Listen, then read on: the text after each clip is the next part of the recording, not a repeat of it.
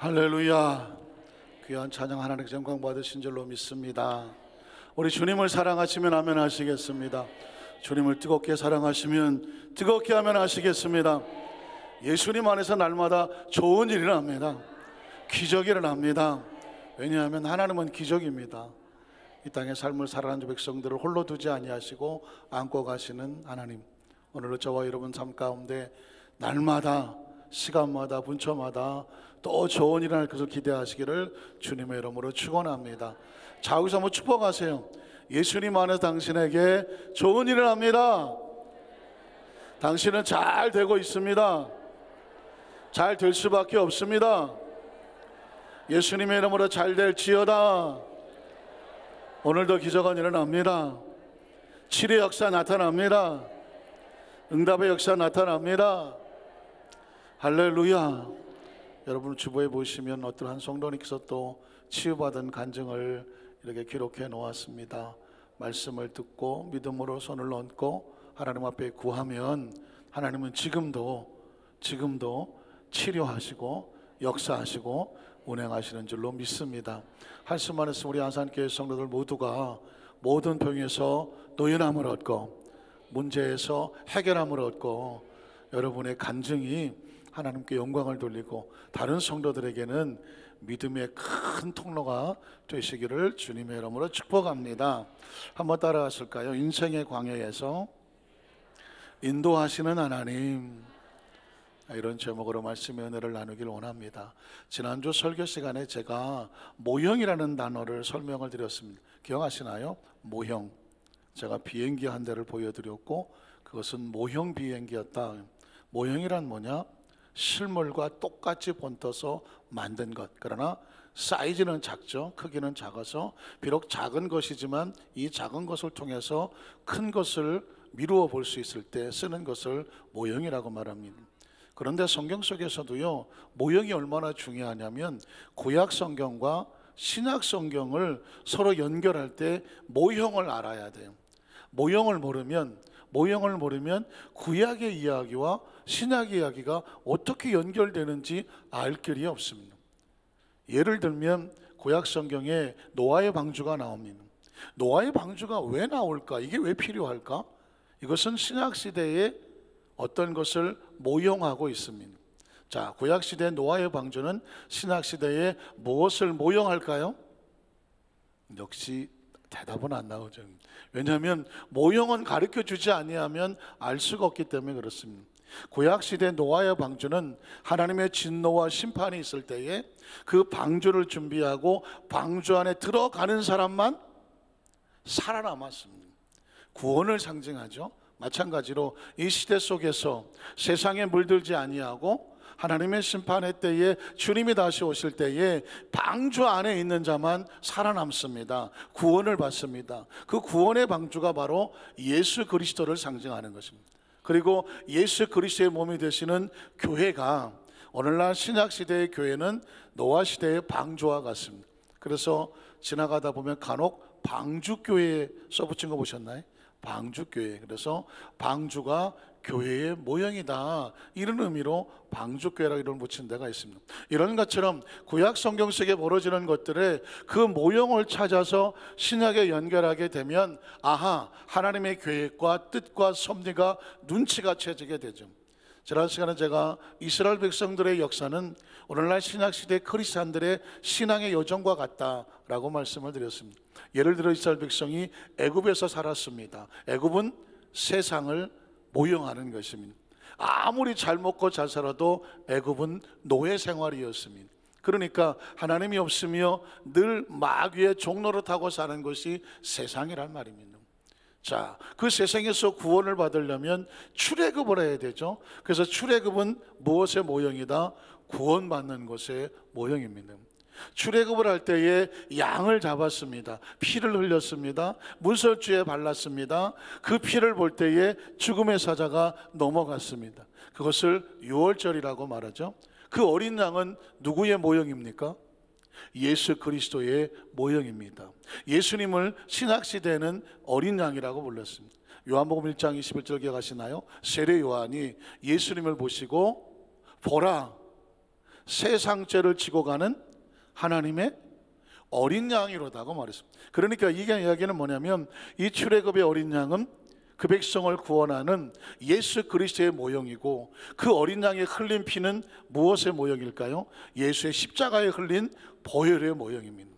어린 양의 피로 이스라엘 백성들이 구원받았던 것처럼 오늘날 예수 십자가의 보혈로 죄에서 사함받고 치료받고 구원의 축복의 은총을 얻게 되는 줄로 믿습니다.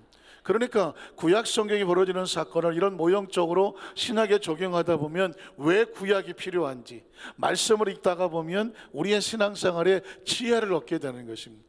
자, 홍해수를 지나가는 것은 배를 타고 건너가지 아니하고 바닥을 걸어갔다고 말씀했습니다. 사람이 바닥을 걸어가는 것은 죽음을 상징하는데 왜 300만이 통째로 침례같이 물속에 빠져서 나와야 될까요? 지나간 노예 생활하던 애굽에서 있었던 세상에 있었던 것들을 다 십자가에 못 박아 죽는 것처럼 물속에 수장을 시켜야 됩니다.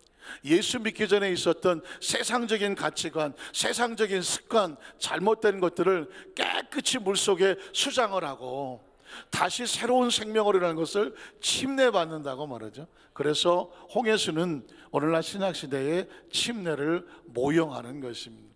광야를 지나고 나서 요단강을 건너게 되죠. 요단강은 무엇을 모형합니까? 며칠 후 요단강 건너가 만나리. 세상 사람들도 요단강 하면 아이고 죽을 때가 됐구나 라는 표현을 쓰게 됩니다. 왜 죽는 것을 요단강이라고 말했을까요? 요단강을 건너가야 가나안 땅이 있습니다. 그러니까 이 가나안 땅은 천국을 상징하는 거죠. 이 세상에 살던 사람이 요단강을 건너갔다 그러면 이제 이 육신을 벗고 천국에 들어가는 것을 말하는 것입니다. 그러면 애굽에서 나와서 광야를 지나서 요단강을 건너 가나안을 지나가면 광야는 뭐라고 말씀을 드렸죠? 광야는 우리가 사는 인생을 말한다고 말하는 거죠. 그러면 어떤 사람 말하기를 광야를 연단이라고 생각하고 고생이라고 생각하고 이 광야 생활 지긋지긋하니까 빨리 끝나고 가나안에 들어갔으면 좋겠다, 가나안의 축복을 받자라고 표현하는데, 여러분 광야는 지긋지긋한 것이 아닙니다. 광야는 어려운 것만 있는 것이 아닙니다. 광야는 날마다 기적이 일어나는 것입니다. 한번 따라 하실까요? 광야는 날마다 기적이 일어나는 것이다. 이스라엘 백성이 애굽에서 굶어 죽지 않았습니다. 아니, 광야에서 굶어 죽지 않았습니다. 광야에서요 헐벗어 죽지 않았습니다. 얼어 죽지 않고요 더워 죽지 않았습니다. 목말라 죽지 않았습니다. 왜? 광야에는 아무것도 없지만 하나님의 공급이 있었단 말입니다. 우리가 이 땅의 삶을 살아가는 건 어떤 모양이냐면, 하나님의 백성은 인생의 광야 속에서 날마다 하나님의 기적을 기대한다, 기적을 체험하는 것입니다. 오늘도 예수님 안에서 기적은 일어납니다. 오늘 여러분 출애굽기 40장에 이스라엘 백성이 광야를 지나갈 때 어떻게 지나갔을까? 내비게이션도 없는데, 고속도로도 없는데 어떻게 길을 갔을까? 성경에 보니까 구름 기둥이 있고 불 기둥이 있었다고 말하고 있습니다. 낮에는 구름 기둥이 햇빛을 막고 밤에는 불 기둥이 그들을 보호하고 인도했습니다. 그들이 구름 기둥과 불 기둥이 나가면 따라갔고 머물면 멈춰섰습니다. 그러니까 광야에서도 인도하는 인도자가 있었다는 것입니다. 이 구름 기둥과 불 기둥은 무엇을 모형할까요? 오늘날 이 시대에 인생을 우리가 어떻게 살아야 될지를 몰라요. 어떻게 신앙생활 할지를 모르겠어요. 그런데 인생의 광야에서도 우리를 인도하시는 인도자가 있다. 그 인도자에 대한 모형이 바로 구름 기둥과 불 기둥입니다. 우린 첫 번째로, 그러면 구약 성경 속의 믿음의 선배들은 어떻게 살았을까? 성경을 찾아보니까요 믿음의 선배들도 자기 멋대로 살지 않았어요. 시대는 달라요, 인물도 달라요. 그러나 그들은 철저하게 하나님의 인도하심을 받고 살았습니다.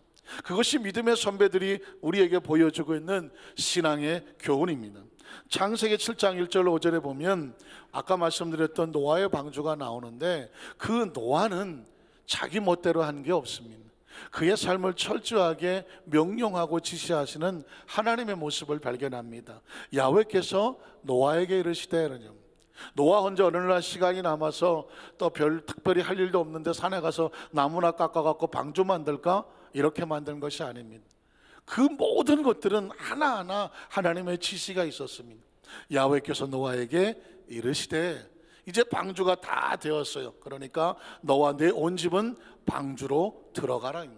아무 때나 방주에 덜컹 들어가는 것이 아닙니다. 시기가 되고 때가 되니까 하나님께서 노아에게 이제는 방주로 들어갈 때가 됐다라고 말씀하는 것입니다. 이 말씀에서 뭘 알 수가 있냐면, 저와 여러분이 예수를 구주로 믿고 하나님의 자녀가 된 것은 오늘 심심한데 별로 교회나 가볼까? 이래서 나온 사람은 하나도 없습니다. 아니 내가 좋아하는 친구가 교회 나가는데 멋있어 보이는데 나도 교회 나가면 멋있어 보일까? 그래서 나온 것이 아닙니다. 교회는 방주와 같아요. 그런데 하나님께서 때가 되면 한 사람 한 사람에게 명령하시고 선택하셔서 너는 방주로 들어가라, 구원의 방주로 들어가라. 예수님을 구주로 믿으시면 아멘 하시기 바랍니다. 예수를 구주로 믿는 건 내가 선택한 것이 아니에요. 하나님께서 저와 여러분에게 우리 영혼에 명령하셨고 그 명령에 순종하며 하나님의 자녀 되게 하셔서 오늘 이 자리에, 구원의 방주 이 자리에 나와 계신 줄로 믿습니다. 하나님께서 노아에게 너와 내 온 집은 방주로 들어가라. 그 다음 절에 보면 이 세대에서 내가 내 앞에서 의로운 것을 내가 보았음이니라. 그 다음 절에 보면 너는 모든 정결한 짐승은 암소 7씩, 부정한 것은 암소 2씩을 내게로 데려오며, 하나하나 지시하고 계시죠. 공중에서도 아무거나 가져오는 것이 아니라 암소 7씩을 데려와 그 씨를 온 지면에 유전하게 하라. 지금부터 7일이면 어떤 일이 벌어지냐면 내가 40주 40야를 땅에 비를 내려서 내가 지은 모든 생물을 지면에서 쓸어 심판하게 될 거라는 것입니다. 그러면 그 다음 절이 어떻게 될까요? 노아가 야훼께서 자기에게 명하신 대로 다 뭐하였더라? 준행하였다라는 것입니다. 노아는 하나님의 말씀에 인도를 받고 시키는 대로 했을 뿐입니다. 그 인도를 따랐던, 순종했던 노아가 그 40주 40야 홍수 속에서 방주 안에 살아남고, 그래서 그 방주를 구원의 방주라고 말하는 것입니다. 성경은 믿음의 선배들이 우리에게 그들은 만날 수는 없어요. 그러나 성경 속에서 우리에게 하나님이 역사하셨던 것을 보여주고 있습니다. 아브라함은 어떻습니까? 창세기 12장 1절로 3절에 보면 아브라함도 자기 멋대로 그냥 살아간 게 아닙니다. 야훼께서 아브라함에게 이르시되 너는 너희 고향과 친척과 아버지 집을 떠나 내가 내게 보여줄 땅으로 가라고 말해요. 어디서 떠나서 어디로 가야 할지를 누가 인도하고 있나요? 하나님이 인도하고 있는 것입니다. 신앙이란 뭐냐? 하나님의 인도를 받는 것입니다. 그 다음 절에 보면 그래서 어떻게 했나요? 내가 너로 큰 민족을, 그 인도를 받아서 순종하면 내가 너로 큰 민족을 이루고 내게 복을 주어서 내 이름을 창대하게 하리니 너는 마침내 복이 될 거라고 말씀하고 있습니다. 너를 축복하는 자 내가 복을 내리고 너를 저주하는 내가 저주하리니 땅의 모든 족속이 너로 말미암아. 너가 누굽니까? 하나님이 지시하시고 그 지시를 따라간 그 사람에게 어떤 축복이 임합니까? 너로 말미암아 복을 얻을 것이라 하신지라 그랬습니다. 4절은 제가 적지 않았지만 4절을 여러분 한번 생각해 볼까요? 유추해 보실래요? 기억해 보실래요? 이 말씀을 하였더니 아브라함이 그 말씀을, 아니 2부에는 한 명 정도는 답이 나오던데, 아브라함이 야훼의 말씀을 따라가고가 중요합니다. 하나님이 말씀을 하셨는데 아무도 안 따라갔더라? 아무 복이 없는 거죠. 야훼께서 아브라함에게 지시하시니 아브라함이 그의 말씀을 따라갔고 그것을 하나님께서 의로 여기셨더라, 믿음으로 여기셨더라. 믿음이란 뭐냐? 하나님의 말씀을 따라가는 것을 믿음이라고 말씀합니다. 그 아들 이삭에게도 하나님은 이렇게 말씀하셨습니다. 창세기 26장 1절로 6절을 보면 하나님은 노아, 아브람뿐만 아니라 이제는 이삭을 인도합니다. 아브람의 때에 첫 흉년이 들었더니 그 땅에 또 흉년이 들매 이삭이 그랄로 가서 블레사 왕 아미멜렉에게 이르렀더니 자 야훼께서 이삭에게 나타나서 이르시되 자 너는 애굽으로 내려가지만. 그러니까 이 믿음의 선배들은요, 하나님께서 가야 할 것과 가지 말아야 될 것을 항상 지시하고 인도하는 걸 볼 수 있습니다. 이삭이 애굽으로 내려가려고 하니까 하나님 말씀합니다. 너는 애굽으로 내려가지 마라. 너는 내가 내게 지시하는 곳으로 가라. 누구에게 그렇게 말했나요? 아브라함에게 말했거든요. 내가 내게 지시하는 곳으로 가라. 하나님은 우리에게 길을 지시하시는 분입니다. 그 길을 따라가는 것을 믿음이라고 말한다고 말했습니다. 축복은 어디서 받느냐? 그 지시하는 곳을 믿음으로 따라갈 때 하나님이 예비한 축복이 있습니다. 자, 그러면 그 다음 절에 무슨 말씀이 있을까요? 이 땅에 거류하면, 내가 내게 지시하는 곳으로 가면 내가 너와 함께 있어주고. 축복이란 뭐냐? 하나님이 함께 하시는 것입니다. 한번 따라 하실까요? 축복이란 하나님이 나와 함께 하시는 것이다. 우리는 세상에 요행을 구하죠. 어떤 사람을 잘 만나기 원하고 어떤 때를 잘 만나기를 원하죠. 그러나 그 모든 배후에 주관하시는 분은 하나님이에요. 구약시대나 신약시대나 크리스천의 축복의 조건은 뭔지 아십니까? 하나님이 함께 있습니다. 하나님이 함께 있어야 내게 복을 주시고, 그 다음 절에 보면 내가 이 모든 땅을 너와 내 자손에게 줄 거라고 말했습니다. 축복은 하나님이 주셔야 되는 것입니다. 하나님 믿음의 선배들은요, 하나님의 주시는 축복을 받았지 자기들이 우연히 어디 가서 땅을 캐서 얻은 것이 아닙니다. 하나님이 주셔야 됐습니다. 내가 내 아버지 아브라함에게 맹세한 것을 이루어 내 자손을 하늘의 별과 같이 번성하게 하며 이 모든 땅을 내 자손에게 주리니자. 주리니. 한번 따라 하실까요? 주리니. 주리니. 아, 이름도 이쁘네. 주씨의 이름이 리니야. 하나님이 주시겠다는 것입니다. 내 자손으로 말미암아 천하 만민이 복을 받으리라. 그 다음 절에 보면 이는 아브라함이 내 말을, 보십시오, 아브라함이 축복을 받은 이유가 있어요. 내 말을 순종하고 내 명령과 내 계명과 내 율례와 내 법도를 지켰다는 것입니다. 하나님의 인도를 따라갔다는 것입니다. 그래서 아브라함이 복을 받은 것처럼 이삭도 하나님이 인도하시는 곳을 가서 복을 받게 되는 것입니다. 그러면 아브라함의 손자 야곱은 어떨까요? 하나님 믿음의 선배들이 복을 받은 걸 보면 원인은 딱 하나예요. 원인은 하나. 하나님이 인도하셨고 그 길을 따라갔다는 것입니다. 창세기 28장 10절로 15절에 보면 야곱이 부엘사베에서 떠나 하란으로 향합니다. 인간적으로 자기 계획으로 가는 거죠. 그런데 한 곳에 이르러서는 낯설고 물서는 루스라는 곳인데 해가 져서 거기서 유숙을 하고 노숙을 하게 됩니다. 그곳에 돌을 하나 가져다가 벽에를 삼고 거기서 잠을 청하 누워 자게 됩니다. 그런데 꿈에 본즉 사닥다리가 땅 위에 섰는데 그 꼭대기가 하늘에 닿았고, 또 본즉 하나님의 사자들이 그 위에서 오르락내리락 하고, 또 본즉 야훼께서 그 위에 서서 이르시되, 하나님이 이르시면 뭘 하실까요? 지시하시죠, 약속하시죠, 축복하십니다. 그러니까 왜 성경이 하나님의 말씀이냐? 왜 더 바이블을 성경이 하나님의 말씀이라고 말하냐? 하나님이 이르시되가 있습니다. 한번 따라 하실까요? 하나님이 이르시되. 설교는 뭐냐? 하나님이 이르시되. 한번 따라 하실까요? 하나님이 이르시되. 하나님이 지금 여러분에게 이르시고 있는 거죠. 말씀을 듣는 가운데 이렇게 할까 저렇게 할까, 무엇이 옳을까 방황하고 갈등하며 앞이 캄캄하고 어쩔 줄 모를 때 하나님이 이르시든지. 지금 야곱에게 하나님께서 이르시고 있는 것입니다. 내가 누구냐? 나는 야훼, 너희를 건지는 하나님이요 너희 조부 아브라함의 하나님, 아브라함을 인도하셨던 하나님, 그리고 너희 아버지 이삭의 하나님이라. 내가 누워있는 땅을 내가 너와 내 자손에게, 또 나오죠. 어떻게 한다고요? 주리니. 우리 주시성을 가진 분에게 딸 나면 이름 하나 적으세요. 리니. 평생 안 잊어버릴 것 같아요. 하나님이 주린이에요. 야곱도 자기가 뭘 해서 얻은 게 아닙니다. 하나님이 주셔서 된 것이요. 그 다음 절을 보면, 그래서 내 자손이 땅에 티끌같이 되어서 내가 서쪽과 동쪽과 북쪽과 남쪽으로 퍼져나갈 것이며 땅의 모든 족속이 너와 자손으로 말미암아 복을 받으리라. 자, 15절에 보니까 어찌할 바를 모르죠, 어디 갈 줄을 모르죠. 하나님이 이렇게 말씀합니다. 내가 너와 함께 있어요. 제가 아까 말씀을 드렸습니다. 구약 성경과 신약 성경, 성경을 통틀어서 크리스천의 축복의 비결은 하나님과 함께 있습니다. 내가 너와 함께 있었어. 내가 너와 함께 있어.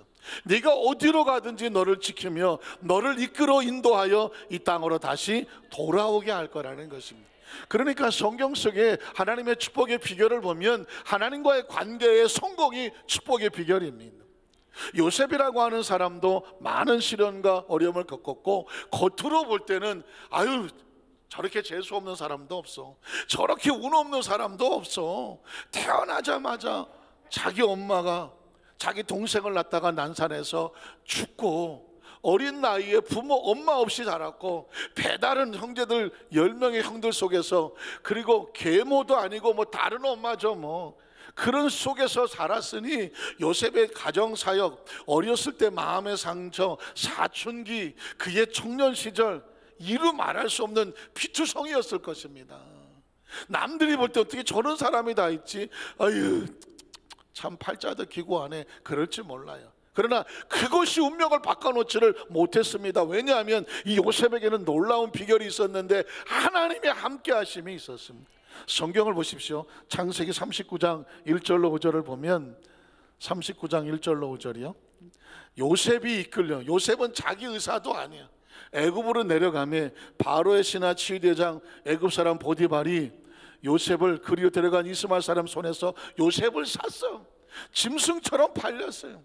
세상에 팔자가 기구해도 이런 사람이 있습니까? 그러나 성경은 전혀 요셉을 비극으로 끝내지 않습니다. 그 다음 절을 보면, 야훼께서 요셉과 어떻게 하심으로? 함께 하십니다. 요셉은 재수가 없고 지질이 복이 없는 사람입니까? 아니면 힘들고 어려운 상황 가운데도 여전히 그는 복 있는 사람입니까? 복 있는 사람입니다. 요셉과 함께함으로. 혹시 사랑하는 성도 여러분, 여러분의 가정의 아픔이 있습니까? 사업의 아픔이 있습니까? 지금 인간관계의 아픔이 있습니까? 혹시 질병의 아픔이 있습니까? 꿈이 깨졌나요? 생각대로 잘 안 되나요? 요셉만큼 환경적으로 어려운 사람은 없어요. 그러나 성경은 요셉을 비극적으로 끝내지 않습니다. 왜냐하면 그에게는 비전이 있습니다. 여전히 축복이 있습니다. 희망이 있습니다. 왜냐하면 하나님이 있기 때문입니다. 야훼께서 요셉과 함께 하심으로 그가 무슨 자가 됩니까? 형통한 자가 됩니다. 형통을 기억하십니까? 길이 열리는 사람입니다. 저는 우리 여대순보 안산교회 성도들의 평생에 형통한 자가 되시기를 주님의 이름으로 축복합니다. 축복합니다. 축원합니다. 왜냐하면 제 소원도 복이 뭐냐? 형통이에요. 왜? 형통은 열리는 겁니다. 막히지 않고 열리는 거예요. 여러분의 막혀진 부분이 뚫어져 나가고, 요셉은 환경이 자꾸 막혀요. 그런데 하나님이 요셉과 함께 하심으로 그가 형통한 자가 돼, 손대는 것마다 길이 열리는 역사가 나타납니다. 그의 주인 애굽 사람의 집에 있었으니 그의 주인이 야훼께서 그와 함께 하심을 보아서, 야, 저 요셉이 히브리 노예인데 보통 사람이 아니네, 저 사람은 하나님이 함께 하시네, 주인이 인정을 했습니다. 또 야훼께서 그의 범사에 형통하게 하심을 보았다라고 말했습니다. 형통은 우리가 하는 게 아니라 그가, 하나님께서 우리를 어떻게 해주셔야 돼요? 형통하게 해주셔야 돼요. 해주셔야 돼요. 왜냐하면 요셉은 스스로 자기의 운명을 뚫고 나갈 힘이 없었습니다. 그런데 하나님이 요셉을 범사에 어떻게 하게 하셨어요? 형통하게 하셨습니다. 결국 요셉은 마침내 애굽의 총리가 돼서 이스라엘 백성을 건져내게 되었습니다. 여러분, 성경 속에서 인도라고 하는 단어의 가장 절정이요 가장 보석같이 빛나는 신앙 고백은 시편 23편입니다. 시편 23편 1절 한번 볼까요? 우리가 잘 아시는 말씀이지만 누구의 고백인가요? 다윗의 고백이죠. 다윗은 이런 고백을 합니다. 야훼는 나의 목자시니 내게 부족함이 없으리로다. 제가 1절만 읽었습니다. 시편 23편은 1절로 6절까지 되어 있습니다. 전 세계의 크리스천들 가운데 가장 좋아하는 성경 구절을 찾으라고 하면 놀랍게도 동서고금을 막론하고요, 구약에서는 시편 23편을 찾습니다. 야훼는 나의 목자시니, 신약에서는 요한복음 3장 16절을 찾아요. 가장 사람들이, 크리스천들 마음속에 가장 좋아한다고 할까요? 가장 아주 마음속에 두고 있는 성경 구절을 찾으면 구약엔 시편 23편이 나오고 신약엔 요한복음 3장 16절을 찾아요. 자, 구약은 시편 23편 1절로 6절이 나오는데 제가 여러분 구약의 문학에 대해서 좀 말씀을 드리려고 합니다. 1절로 6절에 있으니까 보통 생각하면 1절과 2절은 서론, 3절, 4절, 5절은 본론, 6절은 결론, 이런 식으로 우리가 해석하기 쉽습니다. 그런데 시편 23편은 양파 껍질 같이 문학적인 표현이 되어 있습니다. 다시 말해서 서론이 가운데 있습니다. 그리고 양쪽에 본론이 있고요, 맨 껍데기 부분 1절과 6절이 결론입니다. 이 문학적인 표현을 모르면 시편 23편이 해석이 잘못되는 거죠. 그래서 시편 23편의 서론은 뭐냐면 4절이에요. 내가 지금 사망의 음침한 골짜기를 지나가고 있습니다.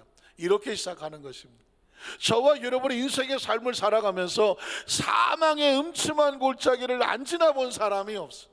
어쩌면 지금 이 순간에도 목사님 잘 모르셨지, 내가 지금 죽을 지경입니다, 앞이 캄캄합니다 라고 하시는 분도 계실 수 있어요. 다윗도 마찬가지였어요. 하나님, 내가 지금 사망의 음침한 골짜기에 있습니다. 그런데 그의 신앙의 고백은 뭐냐면 해받을 것을 두려워하지 않습니다. 이유가 뭐냐? 목자가 나와 함께 계십니다 라는 것입니다. 이렇게 고백을 하는 거예요. 그랬더니 그 목자가 본론에 그가 나를 푸른 초장과 실만한 물가로 인도하시며 자기 이름을 해서 의의 길로 인도하며 소생시키는 도다라고 말했습니다. 주께서 내 원수의 그 목전에서 상을 베풀어 주시고 내 머리에 기름을 부어 주시니 내 잔이 차고 넘칩니다. 이게 본론이에요. 그래서 결론이 뭐냐? 야훼가 나의 목자가 되시니 내게 부족함이 없고 내가 야훼의 집에 영원히 거하겠습니다. 이게 신앙의 고백이라는 것이죠. 사랑하는 성도 여러분, 이 축복의 핵심 단어는 뭐냐면 인도하시니. 한번 따라 하실까요? 인도하시니. 양은요 하나만 있으면 돼. 뭐만 있으면 돼요? 목자만 있으면 돼. 목자. 양은 자기가 스스로 많은 걸 가지고 다닐 필요가 없어. 능력도 없고. 그런데 그 양이 목자만 잘 만나면, 그 목자만 따라가면 필요한 건 다 있어. 왜냐하면 목자는 양을 위해서 존재하기 때문에 그렇죠. 그래서 여러분 성경에 보면 또 찬송가에 보면 목자에 대한 찬양이 많이 나오잖아요. 주는 나를 기르시는 목자요, 나는 주님의 귀한 어린 양, 막 이런 찬양의 고백이 나오잖아요. 그렇죠? 선한 목자 되신 우리 주 나오지 않습니까? 여호와 나의 목자. 제가 어렸을 때 어느 성가대에 성가대원 한 분이 특성을 하는데 여호와 나의 목자 하는 그런 찬양이 들어. 언제 성가대에서 한번 했으면 좋겠어요. 그렇게 은혜가 되더라고요. 그런데 여러분, 같이 부르고 싶은 게 있어요. 매 순간마다 주님의 인도를 받아서 마지막에 천국의 문 앞에 가서, 천국의 문에 가서 당신 어떻게 여기까지 왔소? 라고 물었을 때 이렇게 고백할 수 있어야 돼요. 주님이 인도하셨습니다. 한번 따라 하실까요? 주님이 나를 여기까지 인도하셨습니다. 여러분, 찬양을 하나 부르고 싶은데요, 이 찬양에 그런 가사가 있더라고요. 어떤 가사가 있냐면 하늘문을 향해서 말하는데 예수 인도하셨네. 우리 함께 이 찬양 한번 고백해 보겠습니다. 내 인생 여정 끝내요.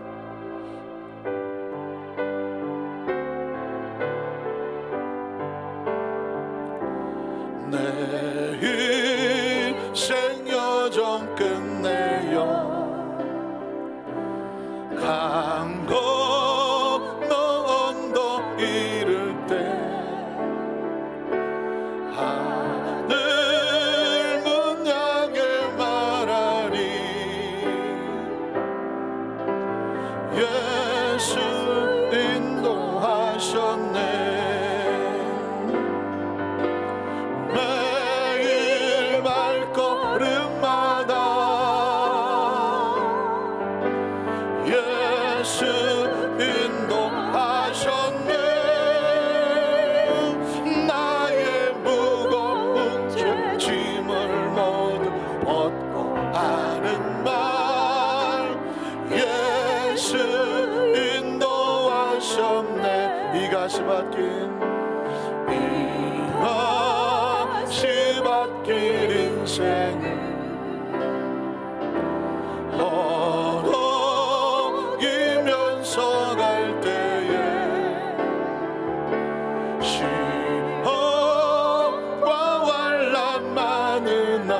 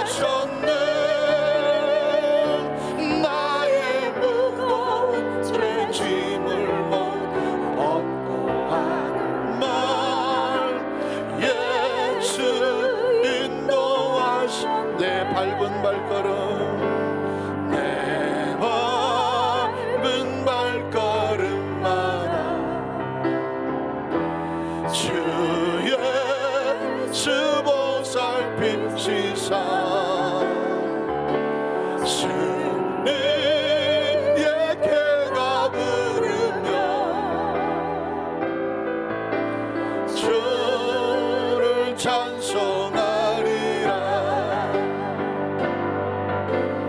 매일 발걸음마다 예수 인도하셨네. 나의 무거운 죄짐을 못 벗고 갈 날 예수 인도하셨네. 3절의 가사를 보면 내 밟은 발걸음마다 주 예수 보살피시사. 예수를 구주로 믿고 하나님의 자녀가 되어 믿음으로 살려고 여기까지 달려오신 동안 얼마나 많은 눈물이 있었나요? 얼마나 많은 가시밭길 인생이 있었나요? 얼마나 많은 통곡이 있었나요? 기억하십시오. 주님이 그 발걸음을 보살피신다고. 그 발걸음을 지키시고 보호하셔서 마침내 천국문에 이르게 하고, 그 천국문 앞에서 우리가 담대히 외칠 겁니다. 당신은 어떻게 여기까지 왔소? 주님이 인도하셨습니다. 우리 자기서 한번 축복해 주십시오. 주님이 당신을 인도하고 계십니다. 믿으십니까? 그러면 하나만 더 찾아볼 건 뭐냐면요, 이스라엘 백성들을 광야에서 인도하셨다고 하는데 주님께서 어떻게 인도하셨는지를 찾아보고 말씀을 마치겠습니다. 창세기 46장 1절로 4절을 보면 제가 이런 궁금함이 있었거든요. 이스라엘 백성이 어쩌자고 애굽을 내려갔을까? 사실 애굽은 세상을 상징하고 하나님 백성이 애굽에 가서 노예생활밖에 할 게 없는데 왜 애굽을 내려갔을까? 운이 없었을까? 길을 잘못 들었을까? 성경을 찾아봤더니 하나님은 이스라엘 백성들의 걸음걸음 하나를 인도하셨는데 애굽에 내려간 것도 하나님의 명령이 있었습니다. 이스라엘은 야곱을 말합니다. 야곱의 또 다른 이름이 이스라엘이에요. 모든 소유를 이끌고 떠나 부엘세바에 이르러 그의 아버지 이삭의 하나님께 희생자사를 드리니, 그 밤에 하나님이 이상 중에 이스라엘 야곱에게 나타나서 이르시되 뭐라고 말할까요? 야곱아 야곱아 하시는지라. 야곱이 이르되 하나님 내가 여기 있습니다. 아멘. 하나님이 이르시되 나는 전능한 하나님 엘로힘, 나는 하나님이라. 네 아버지 하나님이니 애굽으로 내려가기를 두려워하지 말아라. 때로 여러분 이걸 해야 되나 말아야 되나 할 때 하나님의 엎드려서의 앞에 기도함이 필요할 때 하나님의 인도를 구하십시오. 왜냐하면 이스라엘 백성이 애굽에 내려가는 것을 야곱은 두려워했어요. 왜냐하면 아브라함한테도 애굽 내려가지 마, 이삭한테도 애굽 내려가지 마 그랬습니다. 그러니 야곱이 애굽에 내려가기를 기뻐하겠습니까? 그런데 하나님께서 야곱에게 말합니다. 야곱아, 이번에는 애굽에 내려가기를 두려워하지 마라. 내가 너를 거기서 큰 민족을 이루게 할 거야. 사랑하는 성도 여러분, 이래서 우리는 하나님의 인도가 필요한 것입니다. 때로 나아갈 때가 있으면 때로 머무를 때가 있거든요. 여태까지 여기가 힘들고 어려운 곳이라고 해서 여기서 난 맨날 힘들고 어렵게 생각하지 마십시오. 하나님이 함께 하시면 그것이 축복의 장소가 될 수 있습니다. 그 다음 절을 보면 이렇게 말합니다. 내가 너와 함께 애굽으로 같이 내려가겠고 반드시 때가 되면 너를 인도하여 다시 올라올 거야. 그러니까 애굽을 가든 가나안을 가든 어디를 가든 축복은 뭐냐? 하나님이 인도하시는 거죠. 신명기 1장 33절에 보면 광야를 지나갈 때는 어떻게 갔냐면요, 그는 하나님은 너희보다 먼저 광야길을 가셨습니다. 이게 놀라운 겁니다. 하나님은 이스라엘 백성을 앞에 먼저 가라고 하고 뒤에서 으랴 쩌쩌쩌쩌 하면서 소몰듯이 뒤에 쫓아오신 분이 아니에요. 먼저 앞에 가. 그리고 길을 다 예비해 놔. 그리고 나를 따라오라고 말씀하시는.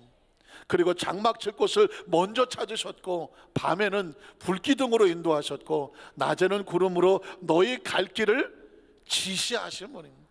광야를 헤매게 하시는 분이 아니에요. 비록 광야지만 그 길을 잘 갈 수 있도록 미리 예비하시는 분이에요. 다시 말해서 내비게이션의 원조는 하나님이에요. 내비게이션의 원조는 하나님이라는 것입니다. 우리의 갈 길을 어떻게 가야 할 길을 가장 좋은 길로 인도하시는 분은 하나님입니다. 요즘 여러분 내비게이션 없으면 길 찾기도 힘듭니다. 업그레이드 안 된 건 가다가 딴짓합니다. 길이 없으니까 막 더 이상 헤매고 방향을 말하지 않습니다.